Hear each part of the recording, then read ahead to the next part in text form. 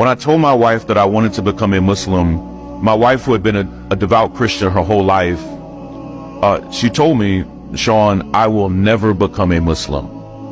And it hurt me a bit because I didn't want to do anything to jeopardize my marriage. A few weeks later, when I traveled to Edmonton, I shared with some men, including a local imam there in Edmonton, that I didn't know how to approach this with my wife.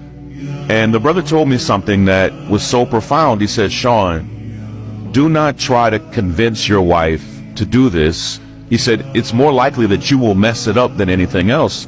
He said, but I do want you to trust that Allah will guide her heart.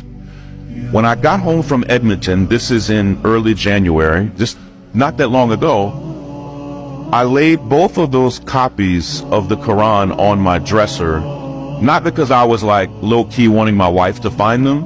I just didn't want them to get bent up in my suitcase. I was so exhausted from traveling that I went to bed like at 8 p.m. When I woke up almost 12 hours later, my wife had grabbed one of those copies. She's a professor, a doctor. Yes. She had already, through the night, she had already read almost half of the Quran. When I woke up, my wife said to me something that was so shocking. She said, Sean, I think we should become Muslims. And there's a powerful lesson there.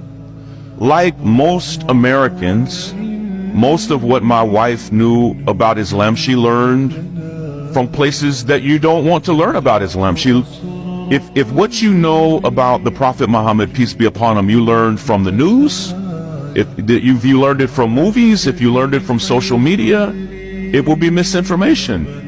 And my wife, who's an intellectual, a voracious reader, first thing she said to me was, Sean, the Prophet Muhammad, peace be upon him, he is not who I thought he was. Wow. And she was just moved by his life and his example.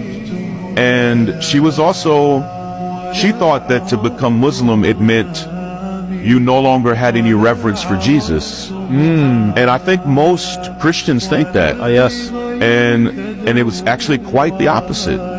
And when she saw that to be a Muslim still meant to have nothing but reverence and love for the Prophet Jesus, it changed her. And so 3 weeks ago today, the Sunday before Ramadan, we took our Shahada, and it's been beautiful, man.